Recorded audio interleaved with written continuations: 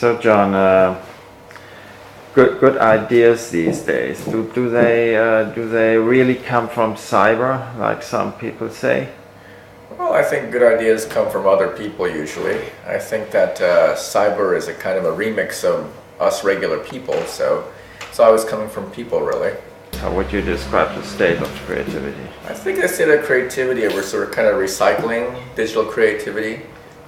For a while there was CD-ROM, and then people got more bandwidth, and then suddenly we went to the internet, and there was no bandwidth, and it started over again.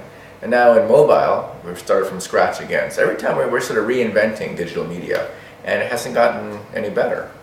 I used to think that digital creativity came from actually programming the computer. In a sense, most people use the computer as a kind of a prefab device. All the different tools are there for you.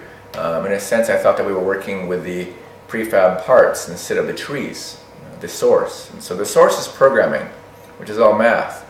But math isn't very human. That's the problem. I think digital creativity is struggling to become recognized as regular creativity. It's at a very good point because people involved with digital media don't feel normal or natural. They want to be recognized. But once they're recognized, they'll be boring. So it's at actually a very good point. Not really there yet. We're working with computers for close to 30 years now, and I started it as a kind of a hobby, like most people of that time, and then I began to think about it as a medium instead of just a tool. Why are you digitally creative? Yeah, oh, I think I'm digitally creative because I have a curse. I have a curse of the computer. It's like in Moby Dick, where I had this albatross, this big CPU attached to my neck, and I can't get rid of it, and I'd like to make good use of it. I like to be creative because I think it's part of how we survive. It's how we believe.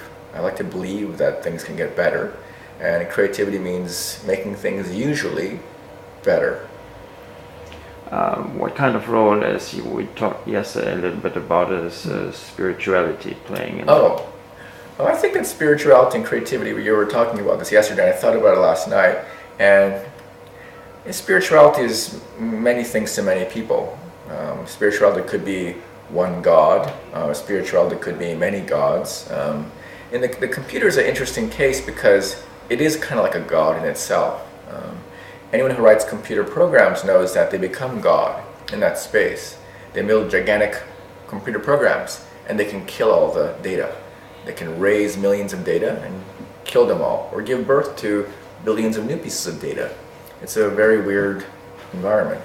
I'm digitally creatively influenced by just regular pop culture actually. I think I like to feel the current time, and the current time is always about regular people. And regular people drive demand, and I want to be in tune with that demand. Now it's digital, in the future it's going to be analog. Actually, one of my major topics is creativity and the economy. I think that unless you can actually make a living as a creative, it's somewhat sad. At the same time, people say if you sell your creativity, you're selling out. Well, that's kind of a paradox in a sense. I think it's fine. If you're extremely ultra wealthy, you don't really care, and that's wonderful. But for the average person, the 99% of the population, they want to be creative, they have to sell it.